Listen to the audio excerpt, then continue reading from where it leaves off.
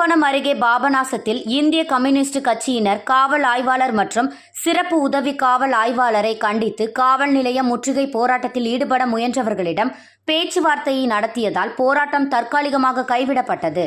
கும்பகோணம் அருகே பாபநாசம் காவல் நிலையத்தின் ஆய்வாளர் மற்றும் உதவி காவல் ஆய்வாளர் கந்துவட்டி செய்பவர்களுக்கு துணை போவதாகவும் கட்ட பஞ்சாயத்துக்கு போன்ற செயல்களில் ஈடுபட்டு வருவதாகவும் கூறி சம்பந்தப்பட்டவர்களை உடனடியாக பணி நீக்கம் செய்ய வலியுறுத்தி இந்திய கம்யூனிஸ்ட் கட்சியினர் பாபநாசம் காவல் நிலையத்தை முற்றுகையிடுவதற்கு கைகளில் கட்சி கொடிகளுடன் அண்ணா சிலையிலிருந்து காவல் நிலையத்தை நோக்கி பேரணியாக செல்வதற்கு தயாராக இருந்த நிலையில் போராட்டக்காரர்களிடம் காவல்துறை துணை காவல் கண்காணிப்பாளர் அசோக் தலைமையிலான காவல்துறையினர் பேச்சுவார்த்தையில் ஈடுபட்டனர்.